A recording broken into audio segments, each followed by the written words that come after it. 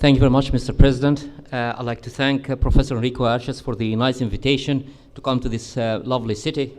And my conflict of interest is leaving the sandy beaches and the nice weather outside and stay in this room. 5 years outcome of carotid intervention in high-risk patients. This is the nice guideline on acute stroke and TIA, need for major changes in delivery of stroke treatment. And what they found that in the National Stroke Strategy, carotid endarterectomy is recommended within 48 hours. By contrast, within the 2 weeks target in the NICE guideline. And indeed, there is evidence that it can be harmful, especially in patients with unstable symptoms. We all know that intravenous TPA data supported extending the window of treatment from 3 to 4.5 hours. Bridging therapy with intra-arterial TPA increases the large vessel revascularization. However, mechanical endovascularization with the mercy retrieval and the penumbral aspiration device had a functional outcome of below 50%. And it's well known that perfusion imaging is the key to triage hyperacute patients coming to you in the casualty. This is the first preliminary result about internal carotid artery stenting implantation in 25 patients with acute stroke. And the finding that emergency cost has a 25% stroke rate and 20% mortality versus 16% in medical group, but there was nothing regarding emergency carotid endarterectomy. That's the significance of large vessel intracranial occlusion causing acute ischemic stroke and TIA. And their finding was small vessel perforator occlusion on the middle cerebral artery and the basal artery are less tolerant and instigate profound disability even after victorious revascularization. This is the Roswell triology, where in 2003 have done a systemic review about the timing of surgery for symptomatic carotid, updated in 2008 and then updated in 2010, which was, after all of that, his conclusion that randomization trial comparing different treatment policies will be required to reliably determine balance of risk and benefit of early versus delayed surgery in different clinical situations, as is highly controversial. That's a fantastic document done, and it's comparing the SVS, which is American, and the ESVS, which is European Carotid Disease Management Guidelines. They have mentioned everything, apart what we have the problem every day, where there was no declaration on crescendo TIAs, reversible ischemic neurological deficit, and stroke and evolution management. This is the EXPRESS study, and basically what they found in either arms of the EXPRESS study that reduced risk of early recurrent stroke by 80% in the patient was subjected to emergency intervention. It reduced cost, hospital stay, and have a better outcome. That's just hot of the press, and we have all to read it carefully. It's from the AHA, ASA guidelines. Basically, it's from the American Heart Association of Cardiologists, and trying to see what they do for symptomatic carotid artery. Out of the panel, there was only one vascular surgeon over there.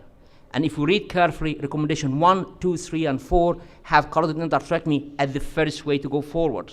No mention of carotid angioplasty and stenting. If you look at it, what they have done, they've given the easy part to the cardiologist. Do the asymptomatic, you have no problem. But leave the symptomatic to the vascular surgeon. They're going to sweat like crazy to earn a penny. Now, this is another article in press, stroke and death after carotid endarterectomy and carotid artery stenting with and without high-risk criteria. It's from the Mass General Group. And in it was that CAST has a higher risk of stroke and death than carotid endarterectomy in the United States after adjustment for medical high-risk criteria. Moreover, this is a combination of the McKenzie and the Greg Kent contribution regarding the outcome of carotid stenting compared with endarterectomy. And the finding was the use of CAST in symptomatic patients should be approached with caution. There was very short of don't use it. Now, this is the one of the most recent fresh articles done by Dimitri Michailidis, one of my mentors regarding my internship, and Professor Frank Weiss, one of the fathers of vascular modern surgery.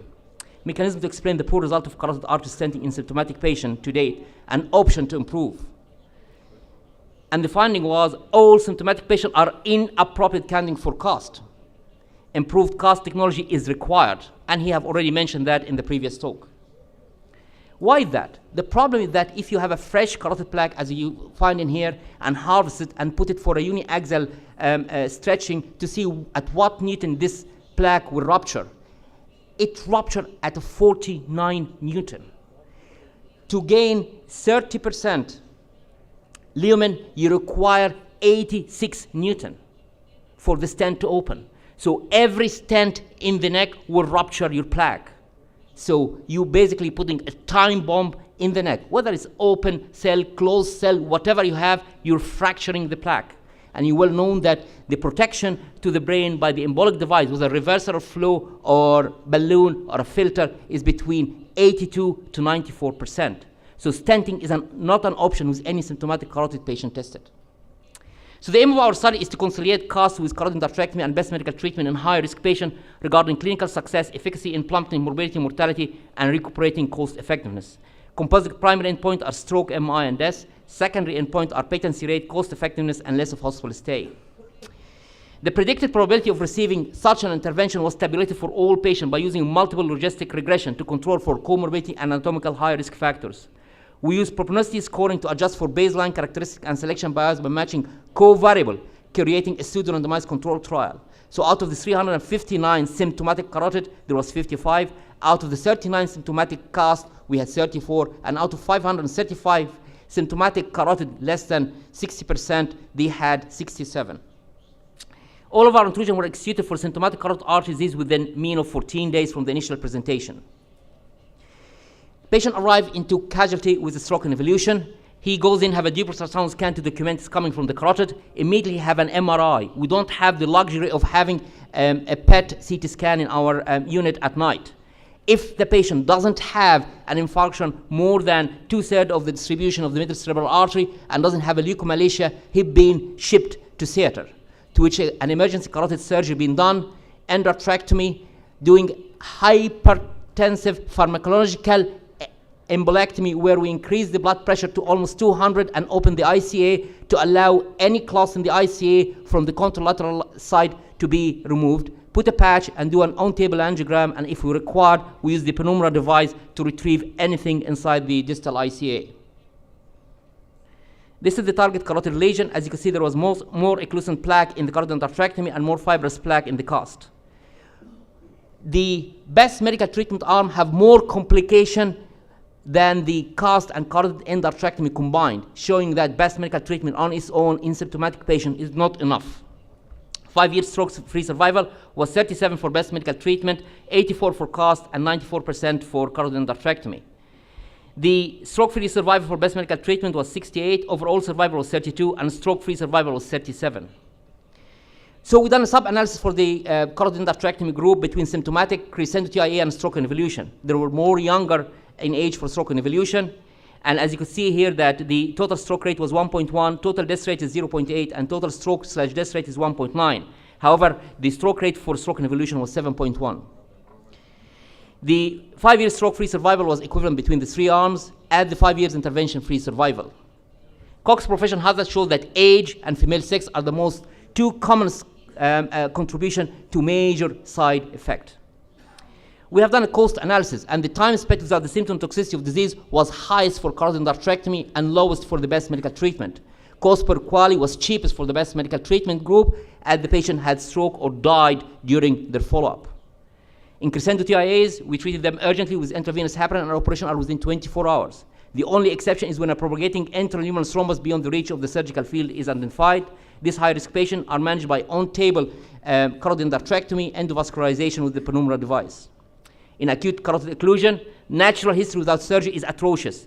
Patients that occlude under observation should be explored immediately. Patients that present with profound deficit have dismal outcome. Only selected patients may benefit from emergency carotid endarterectomy. Indication for emergency carotid endarterectomy are litigious. Menace of carotid endarterectomy is significantly higher in patients who are neurologically unstable. Emergency surgery should be indicated only if it propounds improved outcome over medical treatment. Mr. President, ladies and gentlemen, best medical treatment does not prevent future stroke in patients with severe carotid artery disease. Contemporary trends in carotid intervention had verified that carotid artery stenting requires a lot of development with device maturity sooner than before routine clinical practice. Carotid endarterectomy is the gold standard in management of carotid artery disease with superior stroke-free survival rate at 5 years when compared to carotid angioplasty or best medical treatment.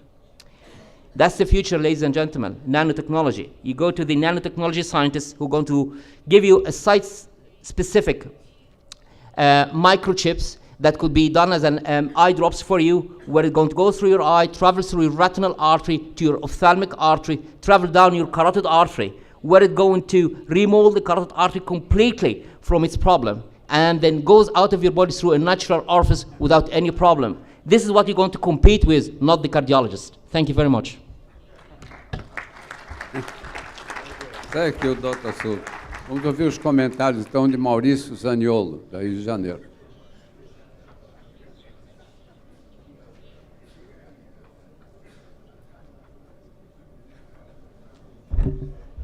Bem, bom dia, obrigado pela lembrança do nome para comentar. Um pouquinho rápida a apresentação dele, mas pelo que nós podemos ver, é o segmento da doença carotídea, principalmente dos resultados e tudo na população de Galway, né, na Irlanda, é muito surpreendente, muito bem conduzido, embora um pouco rápido, mas muito bem conduzido por ele. Chama a atenção sempre da continuidade do tratamento pós-operatório, seja qual ele seja aberto, fechado, enfim, e da tendência com que está acontecendo a volta ou o reforço da garantia que a endarterectomia, uma boa endarterectomia de carótida traz. Nada mais a acrescentar, só é impressionante a nanotecnologia de tratar pelo olho ali, outra via de acesso, né? Muito obrigado, um bom dia. You want to answer? As a base for a vascular surgeon, you must be Mr. Fast Cut. You cannot do anything slowly. I think that the whole problem that we face in everyday practice is when you have a patient come to you in your accident and emergency with stroke and evolution. That's the problem. When you face this patient, you'll be asking yourself, is operating on this patient is in his advantage, or are you going to create havoc for him? And there is nothing in the literature to support that. In Ireland, we are not allowed to operate on asymptomatic patients. So this is out. And in spite of all of that, I have a lot of symptomatic patients waiting for surgery. And with this new ads, right, left, and center in the newspaper, we have to operate on this patient as soon as we can. So we have to have a protocol, and this is what you have seen. Be very aggressive with these patients. Medical treatment doesn't work in symptomatic patient, whatever you're going to do. You have to operate on them. And thank God for the AHASA guidelines going to be published in 2011, have left that still to the vascular surgeon. So we still have something to earn some bobs from it. Thank you. Thank you. Vamos ouvir agora o professor